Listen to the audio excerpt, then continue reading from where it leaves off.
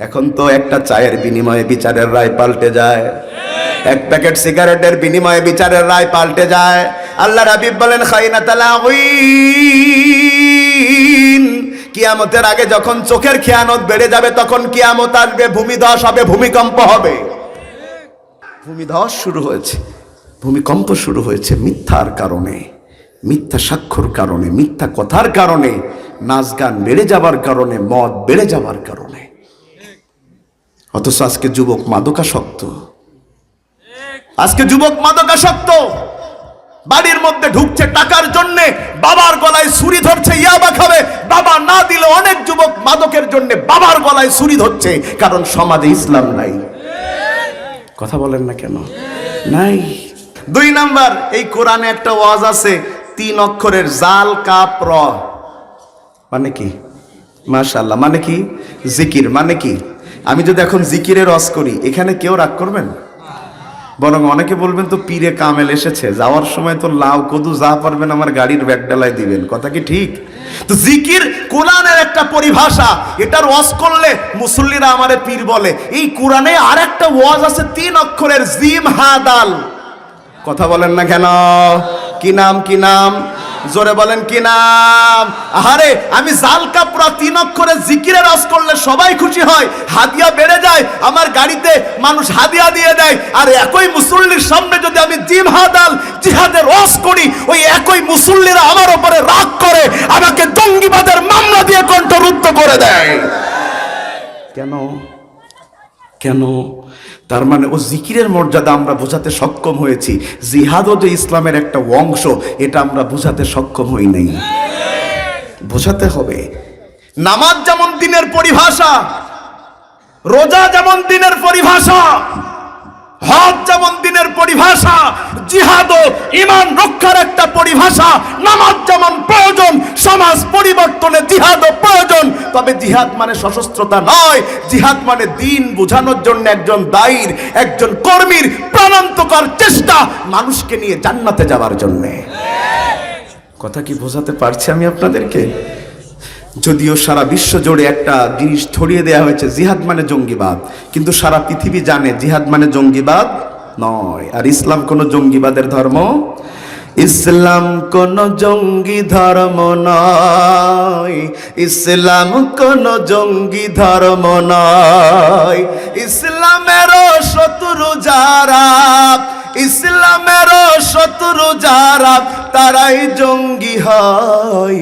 ইসলাম কোন জঙ্গি ধর্ম নয়, ইসলাম কোন জঙ্গি ধর্ম নয়। ইসলাম সে তো পরশ মানিক পেয়েছে কে তারে বলো, কার পরশে মুসলিম জাতি জগতে ছড়ালো আলো। ও ভাই, জগতে ছড়ালো আলো। ইসলাম যদি এই ধরাতে জানতে তুমি চাও, তাহলে খুলাফায়ে রাশেদার যুগে ফিরে চলে যাও।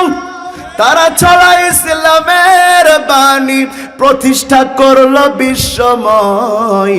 ইসলাম কোন জঙ্গি ধর্ম নয়, ইসলাম কোন জঙ্গি ধর্ম নয়।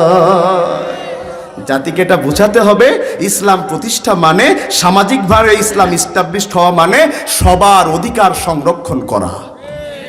কথা কি বোঝাতে পারছি আমি আপনাদের? তাকিয়ে দেখেন ইসলাম সামাজিকভাবে প্রতিষ্ঠিত হবার পরে ইসলামের অবস্থা কি। এখানে কারোর মর্যাদা বেশি, কারোর মর্যাদা কম না। ইসলাম আসলে সমতার বিধান, ইন্নাল্লাহা ইয়ামুরু বিল আদলি ওয়াল ইহসান, ইহসান এবং আদল এক হয়ে যায়। সুবহানাল্লাহ বলেন। দুপুরবেলা বাড়িতে খেতে এসেছেন খলিফাতুল মুসলিমিন আবু বকর রাদিয়াল্লাহু তাআলা আন। ডাইনিং টেবিলে খাবার দেয়া হয়েছে। অন্যদিন যেই পদ খাবার দেয়া হয়, আজকে তার চাইতেও খাবারের পদ প্রায় 5-7 আইটেম বেশি।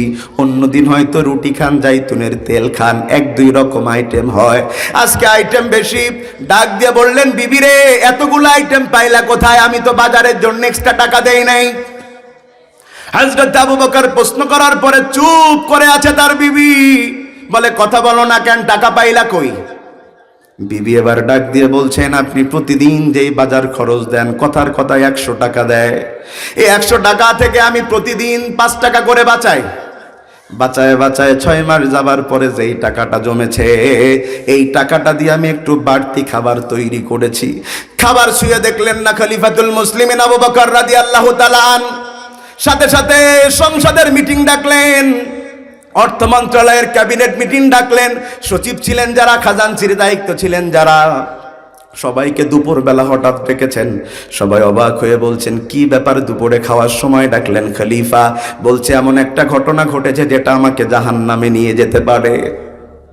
কি ঘটেছে? ডাইনিং টেবিলে খাইতে যেয়ে দেখছি খাবার 5-7 রকম। তো কি হয়েছে?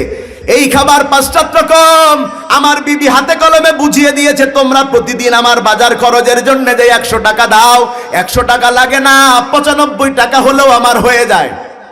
এই জন্য আজকে ওই 95 টাকায় বরাদ্দ করে 5 টাকা কেটে নাও, যেটা আমাকে প্রয়োজনের বাইরে আনন্দ দেওয়ার জন্য দেয়, ওটা জনগণের হক কেটে নেওয়া ছাড়া আর কিছু নয়। তাইলে সমাজে যদি ইসলাম যায়, তাইলে সবার উপরে অধিকার প্রতিষ্ঠিত হয়। কথা বলেন না কেন? সমাজে যদি ইসলাম যায় তাইলে সঠিক বিচার হয়। সমাজে যদি ইসলাম যায়, ওমান হাকামা বিহি আদালা, তাইলে সমাজে ন্যায় বিচার প্রতিষ্ঠিত হয়। ইসলাম ছাড়া ন্যায় বিচার প্রতিষ্ঠিত হওয়া সম্ভব। এখন তো একটা চায়ের বিনিময়ে বিচারের রায় পাল্টে যায়, এক প্যাকেট সিগারেটের বিনিময়ে বিচারের রায় পাল্টে যায়। আল্লাহর হাবিব বলেন, খাইনাতাল আউইন, কিয়ামতের আগে যখন চোখের খেয়ানত বেড়ে যাবে, তখন কিয়ামত আসবে, ভূমিধস হবে, ভূমিকম্প হবে। খয়নাতাল আইন কাকে বলে? এটাকে বাংলা ভাষায় বলে চোখ মারা। ওই যাদের চোখের ডিস্টার্ব আছে, এভাবে পলক ফেলে না, এটাকে আল্লাহর হাবিব কেন খয়নাতাল আইন বললেন? আল্লাহর হাবিব বোঝালেন, কিয়ামতের আগে যখন চোখের ইশারা দিয়ে বিচারের রায় পাল্টানো হবে, অন্যায়কারীকে ন্যায়, ন্যায়কারীকে অন্যায় বানানো হবে, ভালো মানুষকে খারাপ, খারাপ মানুষকে ভালো, জালিমকে মাজলুম, মাজলুমকে জালিম বানানো হবে। বুঝে নিবার কিয়ামত আসতে বাকি নাই, বাকি নাই। ভূমিধস শুরু হয়েছে, ভূমিকম্প শুরু হয়েছে মিথ্যার কারণে, মিথ্যা সাক্ষ্যর কারণে, মিথ্যা কথার কারণে, নাচ গান বেড়ে যাবার কারণে, মদ বেড়ে যাবার কারণে। অথচ আজকে যুবক মাদকাসক্ত, আজকে যুবক মাদকাসক্ত, বাড়ির মধ্যে ঢুকছে টাকার জন্য, বাবার গলায় ছুরি ধরছে, ইয়াবা খাবে, বাবা না দিলে অনেক যুবক মাদকের জন্য বাবার গলায় ছুরি ধরছে, কারণ সমাজে ইসলাম নাই।